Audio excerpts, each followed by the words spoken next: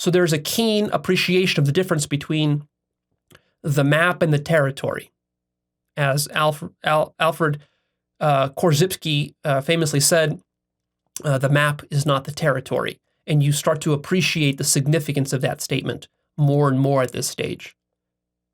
At earlier stages, you kind of heard that statement and it sounded interesting and kind of profound. But here you really start to realize, oh, it's really profound. It's way more profound than I ever realized. You start to realize how much language shapes your reality and understanding of the world. You become cognizant of the pitfalls of language as well as its tremendous gift to mankind. So language is not bad. Language is not good. Language is a technology. It's a deep technology that most of us take for granted. We don't even consider it a technology. We think of phones and computers as technology. We don't think of language as technology. But language is a sophisticated technology which shapes how humans relate to each other and to life, how we even relate to our own selves. And yet, none of us have been taught what language is or how it really works. In school, nobody ever taught you what language is.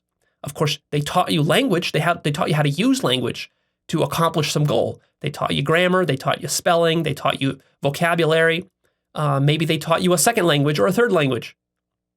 In high school, I learned Japanese. I went to a community college and I learned Japanese. Not very well. I don't know very much Japanese, but that was my third language. But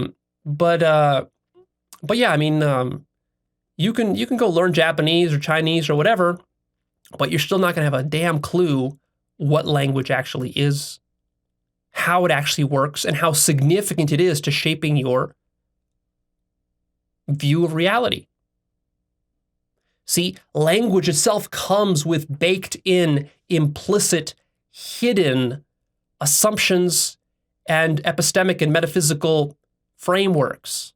Language divides and categorizes the world in different ways, and different languages do it in different ways, and therefore literally shaping what you can think about, because you think using language mostly, how you communicate. And as it turns out, the limits of your mind are oftentimes the limits of language. Of course, it doesn't have to be. You can certainly go beyond language with your mind. The mind goes way beyond language. But for most people, conventional people, language is the limit of their mind. And so their mind is straitjacketed by language. And this continues even to the post-conventional stages. And language is situated so deep inside of us. It shapes us so deeply. We use it so unconsciously. We take it so for granted that we don't realize how much it shapes us. But at this stage, you're starting to realize that. And so there's pros and cons to this. So on the one hand, with language, you're sort of like damned if you do and damned if you don't. You can't just not have language, not use language, because all of our society is built up upon that. You can't function without it. But at the same time, as you're functioning with it, it limits you in various ways. And so now you're becoming more cognizant of these limitations, and now you're becoming more skillful at sort of playing with language and not getting stuck in various cul-de-sacs that language can create. And you also appreciate language for its beauty, for its complexity, just like that spider web.